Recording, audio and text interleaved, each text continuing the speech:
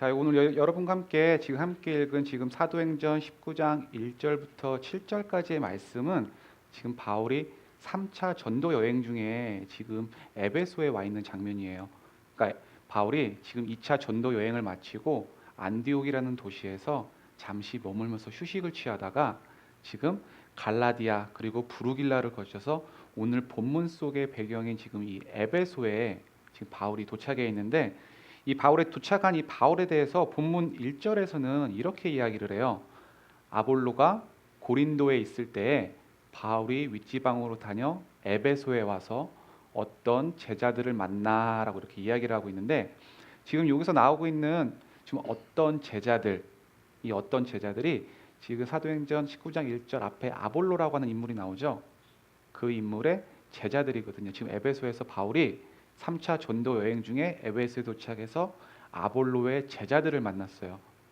근데 오늘 이 본문을 좀 저희가 본문을 전체적으로 좀 이해하기 위해서는 저희가 아볼로에 대해서 좀 설명을 드려야 될 것 같은데, 아볼로에 대한 설명이 바로 전장인 18장 24절에 아볼로에 대한 설명이 나오거든요.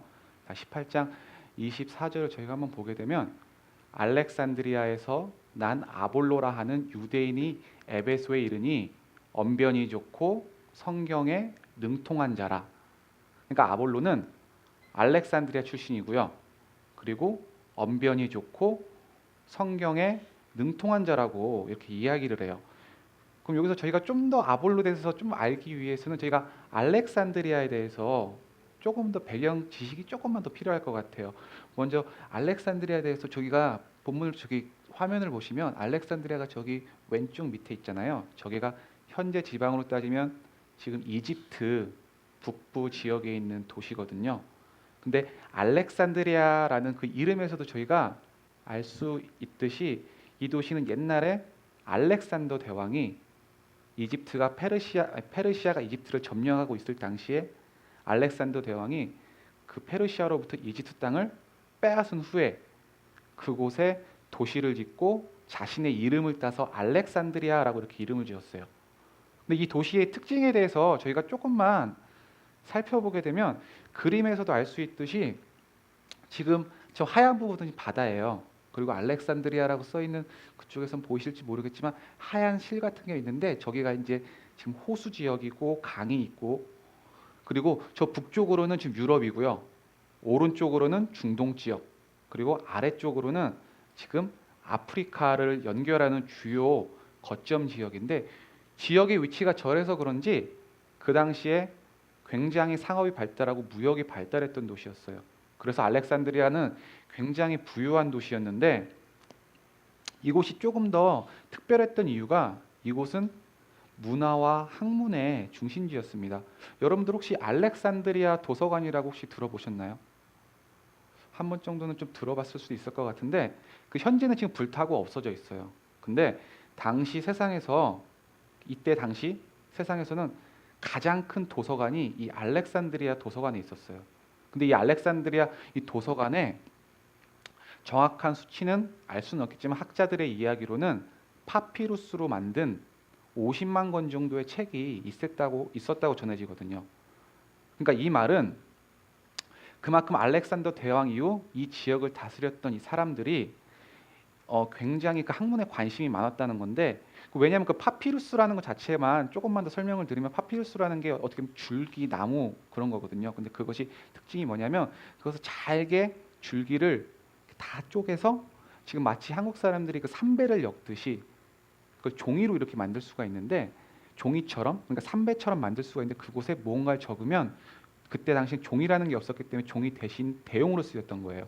근데 그 가격이 한 5m 정도의 그 파피루스 자체가 염소 한 마리의 가격이었다라고 해요. 근데 책 한 권이 5m짜리만 있는 건 아니거든요. 근데 그런 게 지금 50만 권이 있대요. 그리고 파피루스라는 것 자체가 습기에 굉장히 약해서 굉장히 통풍을 잘 시켜갖고 이거 보존을 잘해야 되는데, 이 당시에 있는 파피루스의 그 50만 권의 그 책을 하나의 큰 창고를 지어서 이렇게 쌓아놨던 게 아니라 모든 책을 다 펼쳐놓고 통풍이 잘 되게 해야 됐다고 생각을 한다면, 그 도서관의 크기가, 그 규모가 저희는 좀 상상할 수 없을 정도로 정말 컸던 것 같아요. 그러니까 이 말은 이 당시에 살고 있던 이 지역의 왕조들, 이 도시 사람들이 학문에 굉장히 관심이 많았다는 이야기예요. 그만큼 후원을 많이 했다는 이야기거든요. 그래서 그런지 저희가 알렉산드리아 출신의 아볼로를 설명할 때 처음에 알렉산드리아 출신 아볼로는 언변이 좋은 자다. 이 말은 굉장히 지금 학식이 뛰어났다는 걸 이야기하는 거거든요. 그리고 아볼로에 대해서 성경에 능통한 자라고 저희가 이렇게 설명을 하고 있잖아요. 성경에 능통한 자, 이것도 저희가 조금만 더 설명을 드리면 저 알렉산드리아 출신, 저희가 초기 기독교 역사에 대해서 보게 되면 저희가 신학교에서는 보통 초기 기독교 역사에 대해서 이렇게 배우게 되는데 그 당시에 알렉산드리아 학파라는 학파가 있었어요. 그 학파가 굉장히 초기 기독교사의 그 교리를 형성하는데 굉장히 중요한 역할을 했던 곳인데 그 알렉산드리아 학파에 살고 있는 그 유대인들이 언제 이곳으로 이주했는지에 대해서는 좀 학자들마다 얘기는 조금 다르지만 성경에서는 그 애굽 디아스포라라고도 불리우는 그 유대인이 언제부터 이주했다라고 나오냐면 예레미야 42장 11절과 14절에 보게 되면은 이야기를 하는데 이 말씀이 그 다윗으로 시작한 이스라엘 왕조가 나중에 남북으로 나뉘게 되고 마지막에 그 먼저 북이스라엘은 멸망을 하고 남유다가 남았을 때 그 바벨론이 침공을 해서 멸망을 하게 되잖아요. 멸망할 때쯤에 예레미야에게 하나님께서 말씀하셨는데 14장 11절에 여호와의 말씀이니라 너희는 너희가 두려워하는 바벨론의 왕을 겁내지 말라. 내가 너희와 함께 있어 너희를 구원하며 그의 손에서 너희를 건지리니 두려워하지 말라. 너희들이 바벨론으로 포로로 끌려갈 상황일지라도 두려워하지 마. 내가 너희와 함께 있어. 라고 이야기를 하는데 14절에서 또 뭐라고 이야기를 하시냐면 14절을 보시게 되면 너희가 말하기를 아니라 우리는 전쟁도 보이지 아니하며 나팔 소리도 들리지 아니하며 양식의 궁핍도 당하지 아니하는 애굽 땅으로 들어가 살리라. 지금 이렇게 얘기하고 있다고 그래요. 그러니까 지금 하나님께서는 내가 너희와 함께 있어. 너희는 떠나지 말고 바벨론으로 끌려갈지언정 그곳에 있어도 내가 너희와 함께하기 때문에 아무것도 걱정하지 말고 있어. 근데 사람들은 그때 그런 생각을 안 했던 것 같아요. 지금 바벨론이 침공을 해서 지금 다 부수고 너희들 막 억압하고 있는 상황 가운데 딱 옆을 바라보니까 애굽의 땅은 전쟁도 없고 평화롭고 먹을 것도 풍부한, 그래서 사람들이 그때부터 그곳으로 이주한 사람들이 시초가 돼서 저희가 알고 있는 것처럼 지금 알렉산드리아 그쪽 지역에 정착한 사람들이 많은데 그곳 사람들을 저희가 애굽 디아스포라라고 불러요. 근데 이 사람들이 고향 땅을 떠나서 500년, 지금 그때 시기와 지금 이 당시에 오늘 현재 본문을 바라보고 있는 이 본문 사이는 약간 500년이라는 시간의 차이가 있는데 그 500년의 시간을 살면서 언제 그리고 어떠한 이유로 신앙이 회복이 되었는지는 알 수는 없지만 확실한 것은 알렉산드리아 근처에 살고 있던 이 유대인들의 그 신앙심이 굉장히 높았다는 거예요. 그 증거로 오랜 세월 좀 이주해 살면서 어떻게 보면 저희들도 한국에서 미국으로 이주해 왔을 때 2세, 3세, 4세들을 이렇게 보면은 한국말을 많이 잊어버리잖아요. 근데 그때 이 사람들은 500년이라는 시간이 지나다 보니까 그들의 원래 원어인 히브리어를 다 잊어버리게 돼요. 그리고 이때의 공통어인 그리스어를 사람들이 사용하게 되는데 그것을 그러다 보니까 자기들이 정체성마저 잊어버리는 그 상황 가운데 히브리어로 된 구약 성경을 그리스어로 번역 작업을 하는, 저희가 지금 70인역이라고도 불리우는 그 성경을 이때 알렉산드리아에 있는 유대인들이 만들었거든요.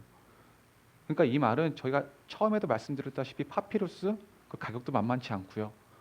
이것을 번역하기 위해 그들이 했던 그 노력을 생각한다면 그들의 신앙심은 저희가 상상할 수 없을 정도로의 그런 신앙심이 있었던 것 같은데, 그래서 그만큼 알렉산드리아에 살았던 그 유대인들에 대해서 아볼로를 설명하는 말과 같이 성경에 능통했으며라고 이야기를 하는 거예요. 그러니까 이 알렉산드리아 출신의 그곳에 살고 있는 유대인들은 신앙심도 좋았고 성경에 대해서도 굉장히 많이 알고 있었던 사람.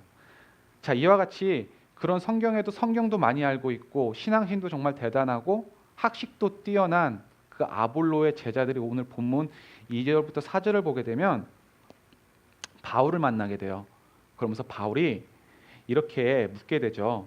바울이 아볼로의 제자들에게 물을 때 너희가 믿을 때 성령을 받았느냐? 그랬더니 그들의 대답은 우리는 성령의 계심도 듣지 못하였노라. 그러니까 다시 바울이 묻죠. 그러면 너희는 어떠한 침례를 받았느냐? 그러니까 다시 제자들이 요한의 침례를 받았습니다. 이 말은 저희가 사복음서 앞에 보면 침례 요한이 나오죠. 그걸 받았다는 소리예요. 그리고 바울이 다시 이야기를 해요. 요한의 침례를 베풀며 분명히 말하였다. 내 뒤에 오시는 이를 믿으라. 이는 곧 예수라. 그리고 아볼로의 제자들이 예수의 이름으로 침례를 받고 바울이 안수를 했을 때 성령이 그들에게 임하시고 방언도 하고 예언도 했음을 오늘 본문 전체적으로 이렇게 이야기를 하고 있어요. 자, 여기서 여러분들한테 한번 질문을 드리고 싶은데 성경에서는 저희가 만약이라는 그 전제를 두면 안 되겠지만 만일 오늘 아볼로의 제자가 바울을 만나지 않았고 그리고 평생을 가도 바울의 가르침을 듣지를 못했다면 이 아볼로의 제자들은 구원을 받았을까요? 아니면 못 받았을까요? 네, 대답을 해드릴게요. 아마 못 받았다고도 생각할 수 있을 것 같아요. 왜냐하면 제자들이 지금 말하는 것처럼 자기는 지금 침례 요한의 침례만 받았다고 하고 예수님은 뭐지? 약간 좀 애매하게 들릴 수도 있거든요. 근데 하지만 오늘 본문을 좀 자세히 살펴보면 바울이 그들에게 이렇게 이야기를 했죠. 2절에 너희가 믿을 때에 성령을 받았느냐라고 이렇게 물어보죠. 그러니까 이 말은 믿고 있었다는 이야기예요. 그리고 또 4절을 보면 내 뒤에 오는 이를 믿으라 하였으니 이는 곧 예수라. 그러니까 5절에서 그들이 듣고 예수의 이름으로 침례를 받으니 자 분명히 바울은 믿으라 라고 이렇게 이야기를 했는데 근데 그들은 듣고 믿고 침례를 받은 것이 아니라 듣고 침례를 받았다고 해요. 자, 그러니까 이 말은 지금 이미 믿고 있던 예수님이지만 그들에게 부족했던 것은 뭐였냐? 침례를 받지 않았다. 좀 무슨 말장난하는 것 같기도 하죠. 근데 저희가 사도행전 18장 25절을 다시 한번 그 아볼로의 설명에 대한 그 뒷구절을 다시 한번 보게 되면 18장 25절에서 이렇게 이야기를 해요. 그가 일찍이 주의 도를 배워 열심으로 예수에 관한 것을 자세히 말하며 가르치나 요한의 침례만 알따름이라. 자, 이 말은 일찍이 주의 도를 배워 그러니까 성경에 능통한 자라고 했던 것처럼 당시 구약 성경의 하나님의 말씀을 너무나 열심히 배워 알고 있었기에 오신 예수님에 대해서 이미 믿고 전하면서 다녔지만 아직 예루살렘에 임재했던 그 성령의 임재에 대한 그 소식은 아직 듣지 못했다는 거예요. 그래서 오늘 본문을 보게 되면은 처음 딱 보게 되면은 이런 오해를 할 수 있을 것 같아요. 마치 현대에도 예수님의 존재를 이렇게 부정하면서 오실 메시아를 기다리는 유대인들과 같이 아니면 저희가 지금 계속해서 사도행전을 계속해서 보고 있는데 유대인들이 지금 바울과 계속 대적하는 관계 속에 있죠. 그러면서 괜히 핍박하고 협박하고 돌 던지고 그런 유대인들과 같이 예수의 존재를 믿지 않고 있다가 바울이라는 지금 대단한 사람을 만난 후에 지금 마치 현대 유대교에서 개신교로 개종을 하는 것과 같이 예수님의 존재를 믿고 있는 우리 입장에서 볼 때는 지금 올바른 길로 왔구나 이렇게 저희가 오해를 할 수 있을 것도 같지만 오늘 본문의 이 아볼로의 제자들은 이미 예수님을 믿고 구원을 받았지만 아직 침례만 받지 않은 상태였던 거예요. 그러니까 그러고 침례를 받고 성령이 임하셨으니 이제 방언도 하고 예언도 하게 되는 이러한 상황이 이렇게 보게 되는데 근데 오늘 이 본문을 이 아볼로의 제자들을 이렇게 가만히 제가 이렇게 말씀을 준비하면서 묵상하면서 아볼로의 제자들을 볼 때 이 시대를 살아가는 저희들과 좀 차이점과 공통점이 있는 것 같아요.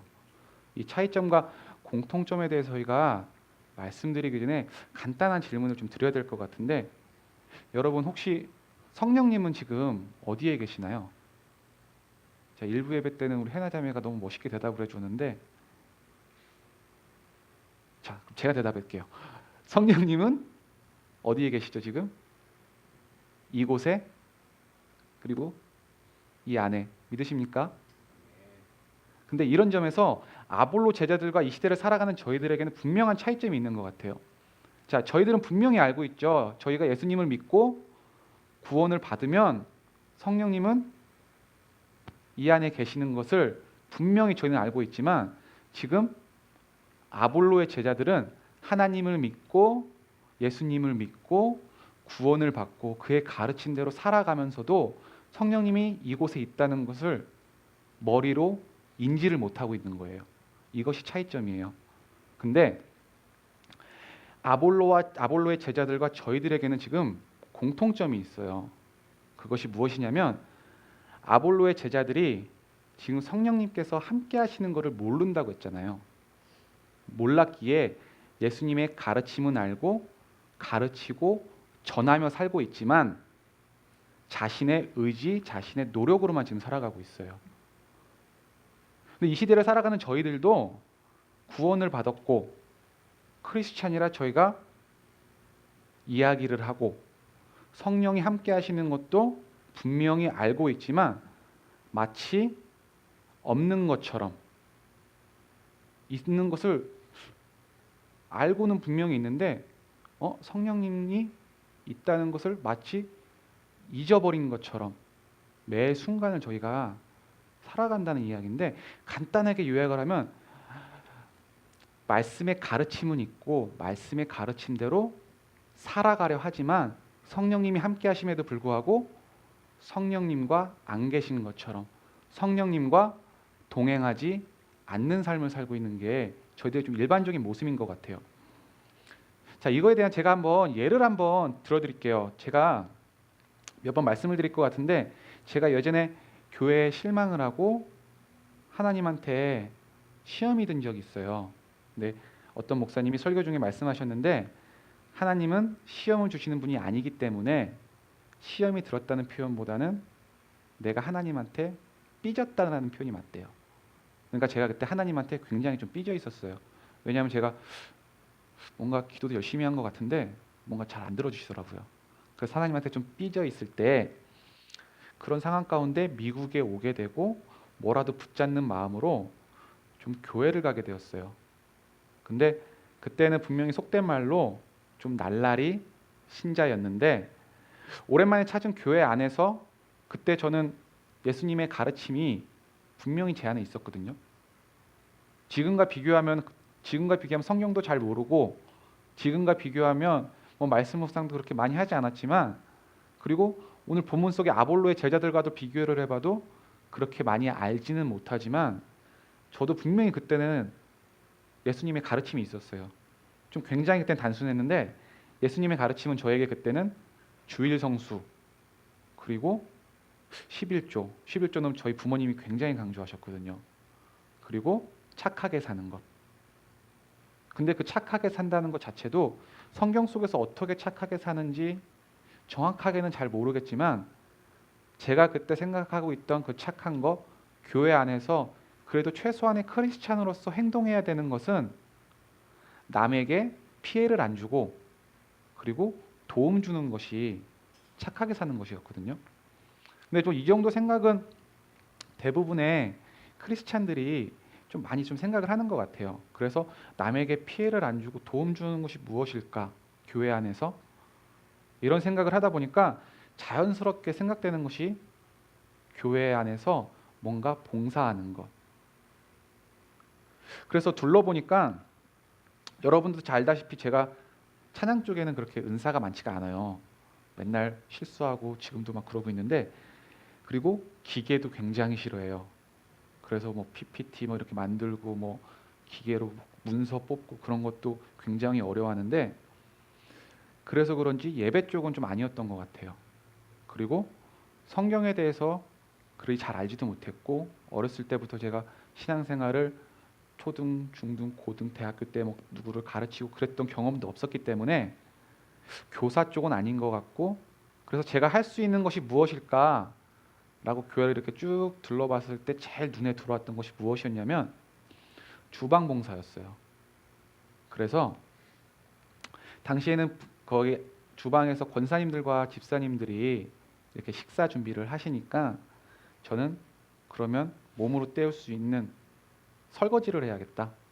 아, 이게 그래도 교회 왔을 때 예수님의 가르침이라면 최소한 요 정도는 내가 할 수 있겠다라는 그런 생각이 들어서 밥 먹고 항상 주방에 들어가서 이렇게 설거지를 했어요.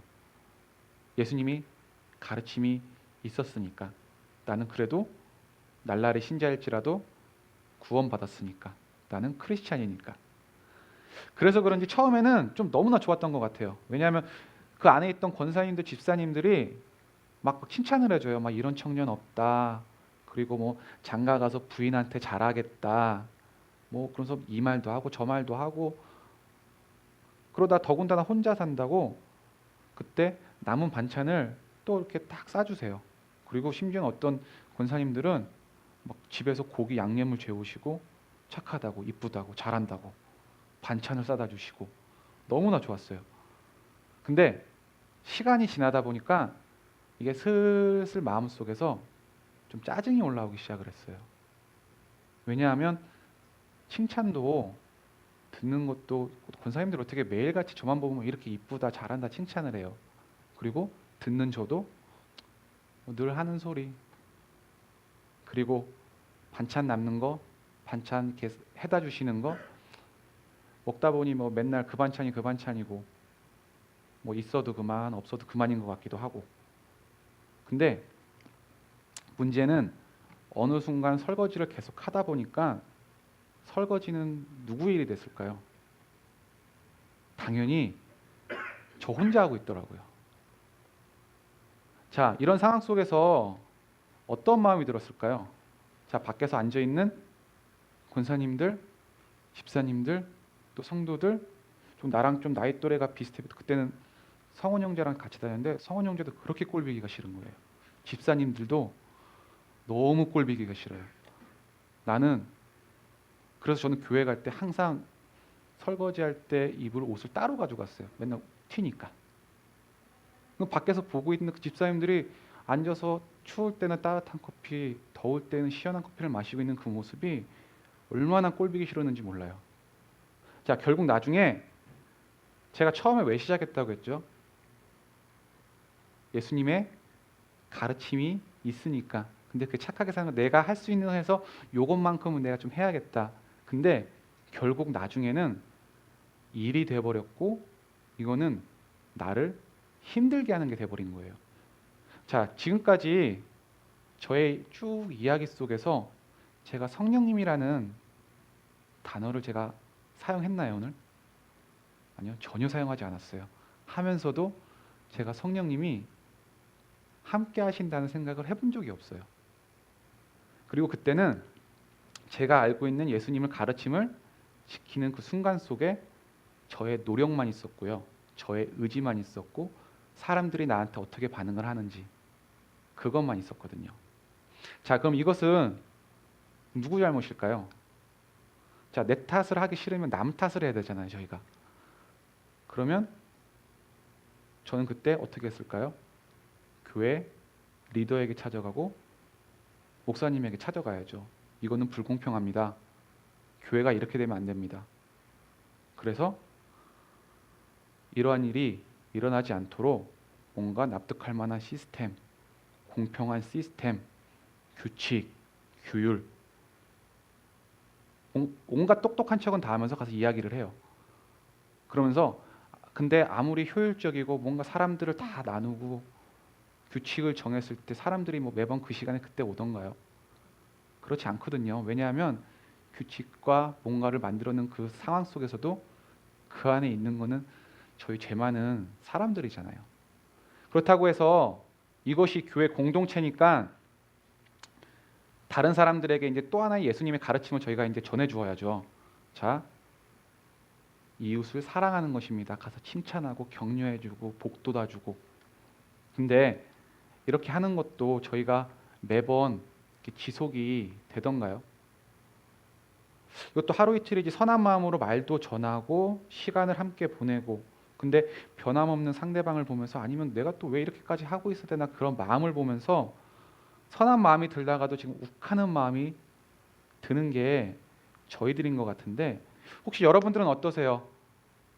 여러분들은 지금 어떤 사람은 뭐 찬양팀으로, 어떤 사람은 미디어로, 어떤 사람은 교사, 아이들을 돌보고, 정말 수많은 교회 안에서의 사역들이, 사역이 꼭 아니더라도 누군가 옆에서 하고 있을 때 자기도 옆에 도와주고 있는 그런 행위들 너무나 많잖아요. 근데 여러분들이 그렇게 하고 있는 이유는 여러분들은 분명히 구원을 받고 여러분들의 마음 가운데 하나님께서, 예수님께서 전해주신 그 가르침이 있기 때문에 저희가 지금 그런 행위들을 하고 있는 것이거든요. 근데 여러분들에게는 이것들이 기쁨이신가요? 아니면 또 하나의 일이신가요? 아니면 남들이 다 하니까 마지못해 하는 것? 어떤 마음으로 여러분들은 교회 안에서 이렇게 움직이고 계시나요?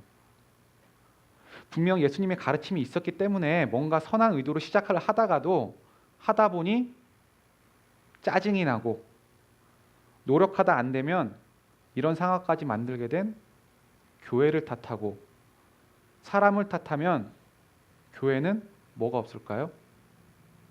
사랑이 없죠. 교회는 제일 흔한 이야기잖아요. 교회는 사랑이 없어요. 그렇게 되면 그러다 험담하는 것도 지치고 들어주는 사람도 없고 맨날 말하는 내 자신도 보기 싫으면 이제는 무관심하게 변해버리는 저희들.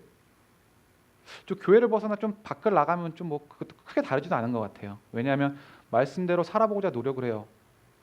제가 분명히 말씀드렸죠. 말씀대로 살아보자 노력을 하는 이유는 저희가 설교도 듣고 그리고 구원도 받았으니까, 우리는 크리스찬이니까 그래도 남들과는 조금 다르게 살아봐야겠다라는 그런 마음을 가지고 저희가 조금의 노력은 하지만 말씀대로 살려 하면 할수록 어떻게 될까요? 힘들기만 하죠. 그래서 누군가 저희 목장 모임 가운데 이런 명언을 하셨어요. 노력을 하면 할수록 더 큰 시험이 찾아온다. 자, 이러다 보면 이젠 뭐든 시작도 하기 싫어요. 그리고 굳이 에너지 낭비하지 말고, 그러면 왠지 예배는 빠지면 찝찝하니까 예배만 드리고 싶고. 그런데 오늘 본문 속에 등장하는 바울을 보면 좀 참 대단한 것 같죠.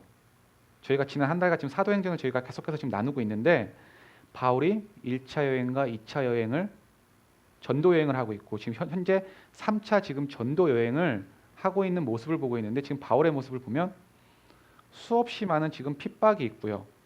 돌이 날아오고 감옥을 가고, 그래도 복음을 전하기 위해서 끝없이 앞으로 달려가고 있어요.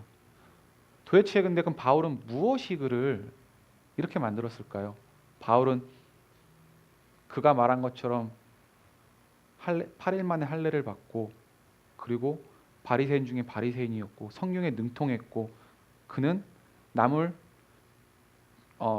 성경에 나오는 것처럼 예수쟁이들을, 그때 말하는 예수쟁이들을 죽이기 위해 그 열정을 가졌기 때문에, 아니면 남들과는 좀 다르게 좀 의지가 강한 사람이라, 아니면 남들보단 좀 참을성이 많아서. 자, 그러니까 우리가 바울을 봤으니까 우리도 힘냅시다. 우리도 바울의 삶을 본받아야 됩니다. 더 노력하고 더 참고 돌이 날아와도 힘들어도 바울이 했던 것처럼 우리는 전진해야 됩니다. 라고 저희가 이야기를 해야만 할까요? 근데 바울은 고린도전서 3장 6절에서 어떻게 이야기를 했냐면, 나는 심었고 아볼로는 물을 주었을 때 오직 하나님께서 자라나게 하셨나니 라고 이야기를 해요. 근데 바울은 자기가 했던 거는 지금 심은 거, 그러니까 그의 예수님의 가르침은 심는 거, 복음을 그냥 전하는 거였어요. 이 말은 내가 한 것이 아니라 지금 하나님께서 자라나게 하셨다. 내가 뿌리는 그 순간에도 하나님께서 함께 하셨다. 자, 여기서 중요한 포인트가 있는데, 지금 저희 교회가 함께하고 있는 이 큐티하고 있는 이 사도행전을 보게 되면 이 사도행전은 결코 바울의 자서전도 아니고요. 바울의 위인전도 아니에요. 그렇다고 해서 뭐 스데반 집사의 뭐 위인전도 아니에요. 이 사도행전은 사도들의 삶 속에서 그들이 어떠한 행위를 하고 있을 때에 성령님께서 어떻게 역사하셔서 복음이 전파되었는지를 이야기하고 있는 책이거든요. 그러니까 한마디로 자기들이 가르침대로 의지와 노력으로 한 것이 아니라 성령님께서 그들을 통해서 어떻게 역사했는지를 보여주고 있는 것이 사도행전이거든요. 자, 여러분께 다시 한번 질문 드려볼게요.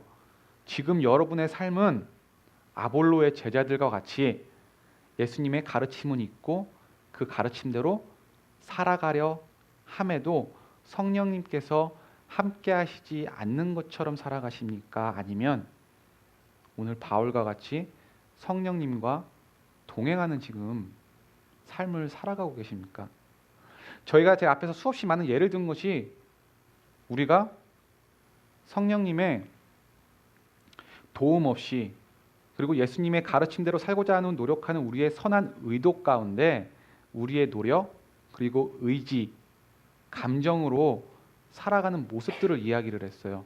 마치 아볼로의 제자들이 성령님이 있는지조차 알지 못하는 것처럼.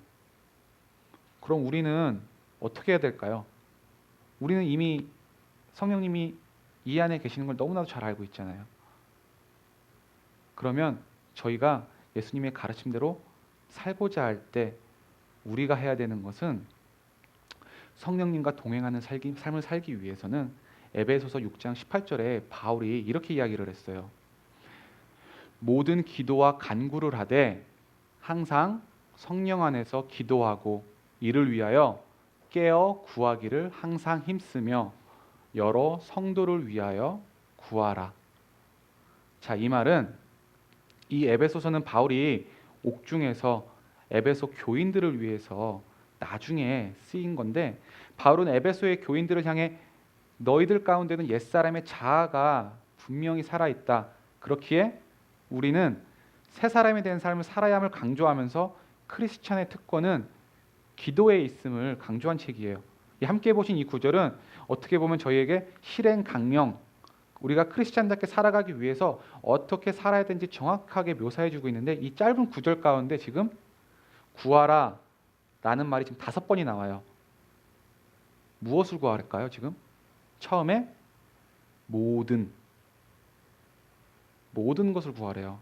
그러니까 이 말은 저희가 구할 때 힘들고 지치고 넘어졌을 때 무언가를 바랄 때만 기도하는 것이 아니라 저희가 하나님의 가르친 대로 살아가고자 하는 그 순간까지도 지금 저희가 드리고 있는 이 예배까지도 이 성령님을 의지하며 예배를 드리지 않는 것은 우리가 아무것도 할 수 없음을 이야기하는 거예요. 그래서 기도와 간구로 시작을 하되 이 기도와 간구가 어디서요? 성령 안에서 기도하기를 힘쓰라고 지금 이렇게 이야기를 하고 있는데 그렇기 때문에 저희가 크리스찬으로서 해야 될 거 제가 몇 번 이렇게 강조하죠. 성경에서는 한 번도 기도를 하는 것이 좋다. 기도를 하면 너에게 이러한 유익이 있다라고 해본 적이 단 한 번도 없어요. 성경 안에서는 항상 구하라, 기도해라, 찾으라, 두드리라 항상 기도를 하라고 하거든요. 근데 저희는 예수님의 가르침은 있지만 그 삶 가운데 얼마나 많은 시간 제가 기도를 하며 우리는 선한 의도기 때문에 이거는 착한 일이기 때문에 누가 봐도 교회 안에서 예수님의 가르침이기 때문에 하는 그 순간마저도 우리는 얼마나 많은 시간을 기도와 간구로 성령 안에서 하기로 노력을 하는지 저희가 다시 한번 알기를 원하는데 근데 저희가 그러면 기도를 하게 되면 저에게 어떠한 변화가 일어날까요? 그 변화가 갈라디아서 5장에서 분명히 나와 있어요.